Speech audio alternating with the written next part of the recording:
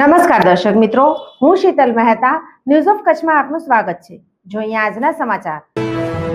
Madanpur Sukhpar શિવપારસ road ઉપર આવેલ રિદ્ધિ સિદ્ધિનગર તથા વિશાલનગરના રહેવાસીઓ ગટરની સમસ્યાથી પરેશાન।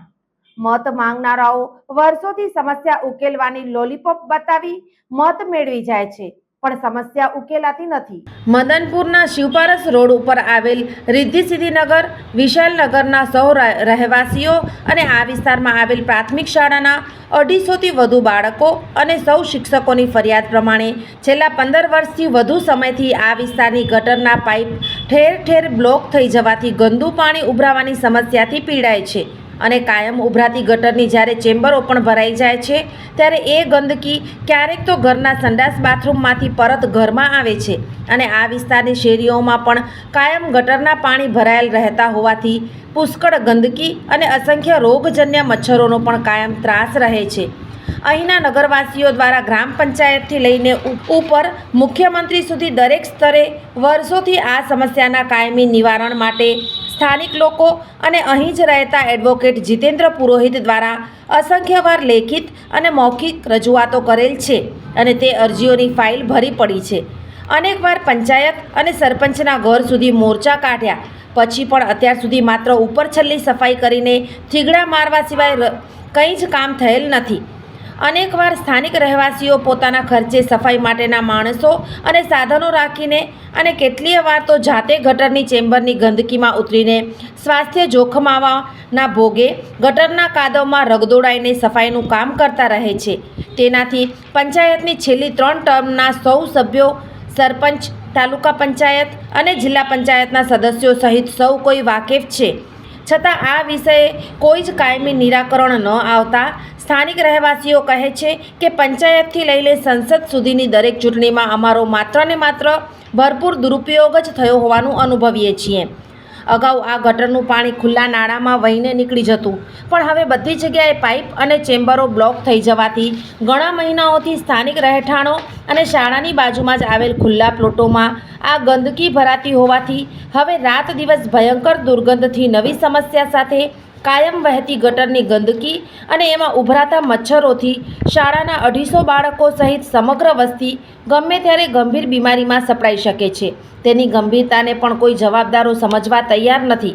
જ્યારે બજારો ગંદકીથી ઉભરાય છે ત્યારે શાળાના ગણવેશ સાથે છોકરાઓ દરરોજ શાળાએ જાય કે પરત આવે અથવા રમવા માટે ઘરથી બહાર નીકળે ત્યારે 24 કલાક ખુલ્લા રહેતા ઢાંકણા અને વહેતી ગટરથી બચાવ રીતસર લંગડી રમતા હોય તેમ ઠેકડા મારતા જવું અને ગંદા ખાબોચિયા કે ગટરની ખુલ્લી ચેમ્બરમાં પડી ન જાય તેનું ધ્યાન રાખવાનું તો જાણે હવે કાયમી બની ગયું છે।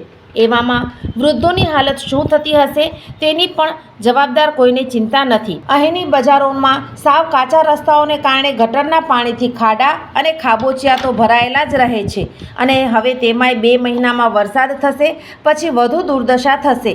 ત્યારે સ્થાનિકો કહે છે કે દરેક ચૂંટણીઓ સમયે અમારે ત્યાં મત માંગવા દોડાદોડી કરતા નીચેથી ઉપર સુધીના દરેક રાજકીય પ્રતિનિધિઓને અમારું નિમંત્રણ છે કે એકાદ દિવસ આ વિસ્તારના કોઈ પણ ઘરના મહેમાન બનીને રહે, જેથી ઘરની અંદર પરત આવતા ગટરના પાણી અને શેરીઓમાં ઉભરાતી ગંદકી વચ્ચે અહીંના રહેવાસીઓ કેમ જીવી રહ્યા છે તેનો અનુભવ લઈ શકાય। તાજેતરના વિકાસના કામોથી ગામના અન્ય વિસ્તારોના રસ્તાઓ કોન્ક્રીટ કે ઇન્ટરલોકથી મઢાઈ ગયા છે, પણ અહીં સતત ઉભરાતી ગટર, ગમે ત્યારે ખોદાતી રહેતી શેરીઓ અને કાયમ ખુલ્લા રહેતા ચેમ્બરના ઢાંકણાઓને કારણે 24 વર્ષ જૂની આ વસ્તી અને 10 વર્ષથી ચાલતી શાળા સાથે આ વિસ્તારના લોકો પાકા રસ્તાઓ જેવી પાયાની સુવિધાઓ પણથી વંચિત છે। અનેક વારના સર્વે પછી પણ ગ્રાન્ટ પાસ થઈ જશે અને થઈ ગઈ છે એવા દરેક સ્તરે થયેલા કેટલાય વાયદા અને દિલાસામાં આટલા વર્ષો પસાર થયા પછી પંચાયતથી માંડીને કલેક્ટર સુધી અરજી મોકલીને છેલ્લી વિનંતી કરી છે કે જો હવે આ વિસ્તારના લોકોને ગામના નાગરિક સમજવામાં આવતા હોય અને પાયાની સુવિધાઓ સહિત વિકાસના દરેક કામોનો ભાગ પડતા હકદાર માનવામાં આવતા હોય અને હવે પછીની કોઈ પણ ચૂંટણીમાં મત જોઈતા હોય તો હવે માત્ર વાયદાઓ લોલીપોપને બદલે આ વિસ્તારની વર્ષો જૂની અને સડી ગયેલ પાઇપલાઇનવાળી ગટરનું કામ ચલાઉ રિપેરિંગ કામ નહીં પણ નીચાણવાળા આ વિસ્તારની સ્થિતિ જોઈને દૂર સુધી બરોબર લેવલ મેળવીને અંદરની બજારોમાં 9 ઇંચની અને મુખ્ય રોડ ઉપર 12 ઇંચની સારી ગુણવત્તાની નવી પાઇપલાઇન પાથરવામાં આવે એવી સ્પષ્ટ માંગણી કરી છે.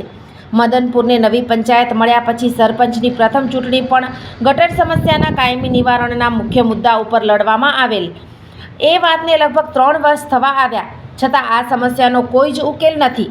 વધુમાં જિલ્લા પંચાયતના ઉપપ્રમુખ પણ સુખપર ગામના છે અને ભુજ તાલુકા પંચાયતના પ્રમુખ પણ આ મત વિસ્તારનું પ્રતિનિધિત્વ કરતા હોવા છતાં અહીંની વર્ષો જૂની પીડા અને ગમે ત્યારે રોગચાળાનો ભોગ બનાય એવી પરિસ્થિતિની કોઈને દરકાર ન હોવાનું અનુભવી રહ્યા છે.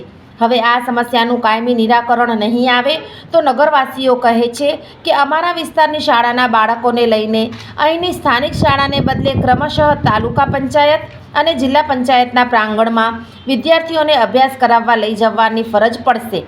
તે ઉપરાંત એવી જ ખરાબ દુર્દશા મદનપુરના રેલવે અંડરપાસ નીચે વર્ષોથી ભરાતા વરસાદી પાણીની અને સાવ તૂટી ગયેલા રસ્તાઓની પણ છે, જેના નિવારણ માટે દરેક સ્તરે કરેલ રજૂઆતોની આખી ફાઇલ ભરાય તેટલી નકલો પડેલ છે, પરંતુ તેનો પણ કોઈ જ નિકાલ નથી આવતો. આ પ્રશ્ન રેલવે વિભાગનો હોવાથી તેના નિવારણ માટે અહીંના લોકો આગામી સમયમાં અલગથી આશ્ચર્યજનક કાર્યક્રમો કરવાનું નક્કી કરેલ છે. અહેવાલ રામજીભાઈ વેલાણી. સોફ Kutch power by Opal electronics, LG best shop, Vijaynagar road Bhuj, Rambagh road Adipur. Power by KC jewellers, latest fashion ડિઝાઇનના ઓર્નામેન્ટ્સનો વિશ્વાસપાત્ર શોરૂમ, હોસ્પિટલ રોડ ભુજ. દર્શક મિત્રો, આજે તારીખ 12 માર્ચ 2025 આ હતા આજના સમાચાર. આવતીકાલે ફરી મળીશું. ત્યાં સુધી મને રજા આપશો. નમસ્કાર.